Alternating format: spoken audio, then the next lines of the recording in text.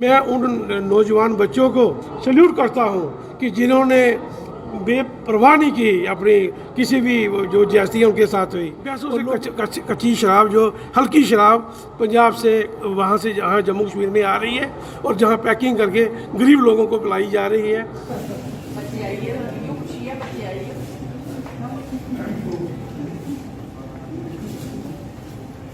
सत्य कहेंगे, सत्य लिखेंगे, सत्य चलेंगे।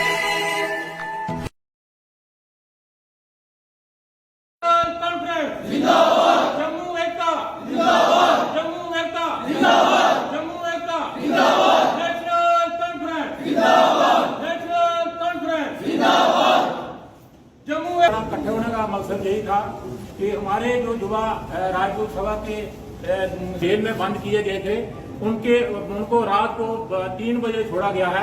उनकी खुशी में आज हमने ये बंदे इकट्ठे किए हैं और हम थोड़ा मिठाई वगैरह इनका खिला रहे हैं इनको। और इसके बाद में ये हमें बहुत खुशी हुई कि 3 बजे उन्होंने एलजी साहब ने जो हमारी मांगों को पूरा कर दिया, उनको जेल से रिहा कर दिया। और ये अभी तक ये खत्म नहीं हुआ प्रोग्राम की, ये उनको रिहा कर दिया। लेकिन टोल प्लाजा का जो भी सिलसिला जो चल रहा है, ये टोल प्लाजा को चलता रहेगा। जब तक टोल प्लाजा बंद नहीं हुआ तब तक ये चलता ही रहेगा। जय हिंद।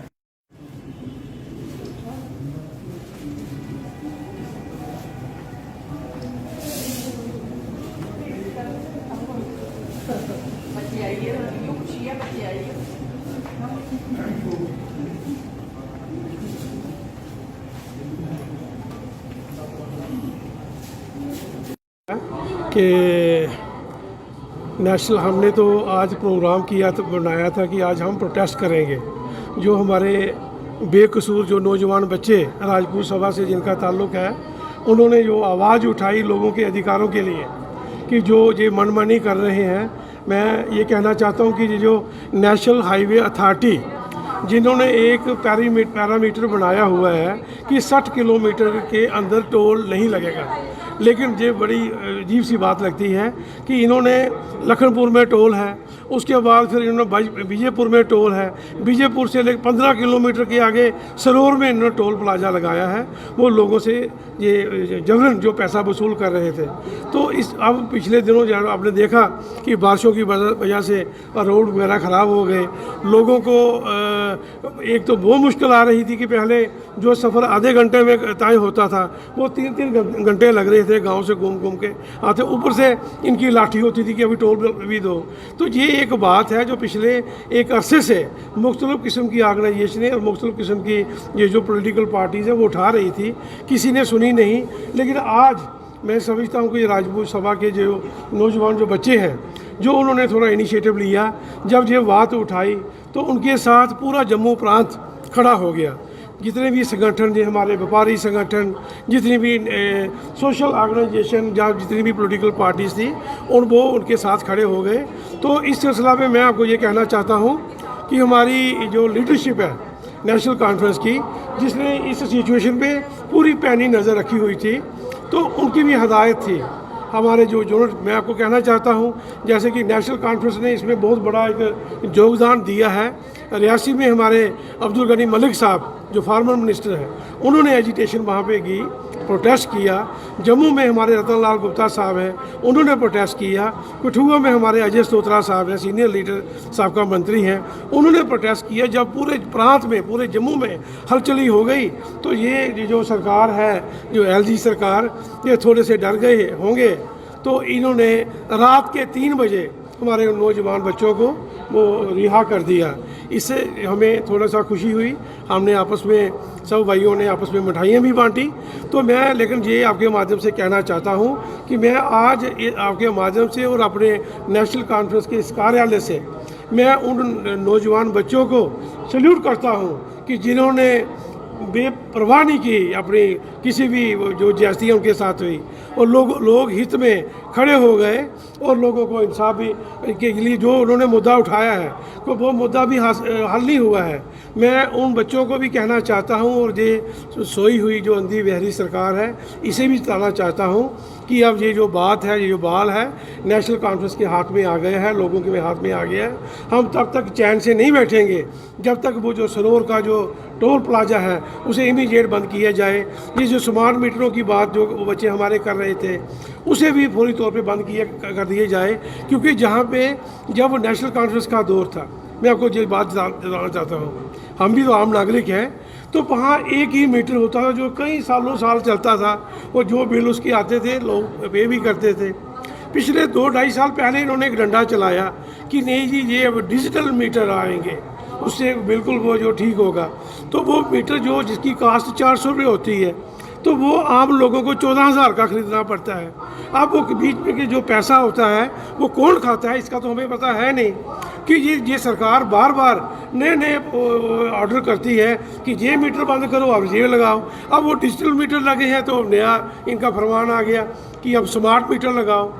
कमीशन पता नहीं कौन खाता है, लेकिन है कि ये जो आम हमारी गरीब जनता है ये सहन नहीं कर सकती है। तो मैं ये कहना चाहता हूँ कि जब से जहाँ पे डेमोक्रेसी का इन्होंने बेदर्दी के साथ कत्ल किया है, जो ज़मीन जम्मू कश्मीर जो महाराज हरि सिंह ने बड़ी मुश्किल से लोगों को जहाँ बनाया था, बसाया था, जिसकी पैरवाई हमारे शेर कश्मीर महरूम शेख मोहम्मद अब्दुल्ला साहब ने की, कायदे सानी फारूक साहब ने की, लोगों के उनको उस दायरे को कायम रखा, तो ये वो दायरा तो इन्होंने तोड़ दिया। 335 जो हमसे छीन लिया, 370 हमसे छीन लिया, और उसका जो नतीजे हैं आज हमारे लोग जो उसके भुगत रहे हैं। तो चलो मैं समझता हूँ कि सुप्रीम कोर्ट में कोई केस चल रहा है, हमें पूरी इसमें विश्वास है कि वो लोगों के हित में जो फैसला होगा। लेकिन मैं आपको ये कहना चाहता हूँ आखिर में कि मैं इस सरकार से ये अनुरोध करना चाहता हूँ, गुजारिश करना चाहता हूँ कि फौरी तौर पे ये जो टोल प्लाजा है सरोवर में इसे बंद कर दिया जाए। दूसरा ये जो जहाँ पे ये जो स्मार्ट मीटर जो लोगों को तंग कर रहे हैं इसे भी बंद कर दिया जाए। और जहाँ तक उधमपुर की बात है, जहाँ मैं एक बात बताऊँ कि जहाँ पे ये जो लीगल माफिया है, जो लैंड माफिया है, जो गरीब लोगों को खून जो चूस रहा है, मैं जहाँ की एडमिनिस्ट्रेशन को भी कहना चाहता हूँ कि इस पे भी कोई एक हाई लेवल की कमेटी बनाए, वो चेक करें कि लोगों को ये क्या पिला रहे हैं। जहरीली शराब टैंकरों में, जैसे वो हमारा डीजल आता है वैसों से कच्ची शराब, जो हल्की शराब पंजाब से वहाँ से जहाँ जम्मू कश्मीर में आ रही है और जहाँ पैकिंग करके गरीब लोगों को पिलाई जा रही है। और वो जब लोग वो कब अपना वो उनका अंतिम संस्कार होगा, जब होता है तो पता चलता है कि वो मर गया, वो उसको अटैक हो गया, ये सब उसकी वजह से हो रहा है। तो इस पे भी थोड़ी नजर रखनी चाहिए। वर्मा जी, एक सवाल है कि अगर आप टोल प्लाजा की बात कर रहे हैं जी, परंतु जो जिले के उधमपुर जिले के अंदर टोल प्लाजा उसकी बात कोई क्यों नहीं कर रहा है? क्या उधमपुर में जो हाईवे है क्या वो बहुत अच्छा बढ़िया है? मैंने बात की कि ये जो उधमपुर का जो टोल प्लाजा है इसने तो कहर में जाके रखा हुआ है। मैं ये कहना चाहता हूँ कि इन्होंने ये जो हमारी जो पैसेंजर गाड़ी है उनसे तो टोल लेते हैं, ये जो दूसरी छोटी गाड़ियाँ होती हैं जो प्राइवेट गाड़ीज होती है, लोड कैरियर होते हैं, जब ये जहाँ से क्रॉस करते हैं उधमपुर से जम्मू की तरफ जाते हैं तो रास्ते में इन्होंने फर्शी कंडे लगाए हुए हैं, इलेक्ट्रॉनिक्स कंडे लगाए हुए हैं। घर से वज़न होता है किसी का 9 टन, इनके कंडे में पहुँचना बन जाता है कि 1 क्विंटल ज़्यादा है जी, 50 किलो ज़्यादा है। तो चलो भाई 50 किलो ज़्यादा है तो उसको फाइन करो, 5% ज़्यादा ले लो, 10% ले लो, 20% ले लो, 50 ले लो, मैं कहता हूँ डबल भी ले लो, कोई बात नहीं है। लेकिन ये 3 गुना उनसे वो टोल वसूलते हैं। जब कोई आदमी एतराज़ करता है तो वो गुंडे इन्होंने जो रखे हैं, किसी के हाथ में लाठी है, किसी के हाथ में रिवाल्वर है, जो है वैसे ही देखने में उनको देखते ही डर लगता है, तो वो लोगों को पीटते हैं। कितने हादसे वहाँ पर हो गए, और हम सुनाएं किसको सुनाएं, सुनने वाला कोई है नहीं। तो लेकिन ये है कि अभी मैं आप मीडिया के जो लोग हैं, मैं आपका बड़ा आभारी हूँ कि आप लोगों की जो आवाज़ है वो लोगों इस अंधी और बहरी सरकार तक भी पहुँचाते हो और आम पब्लिक में भी पहुँचती है।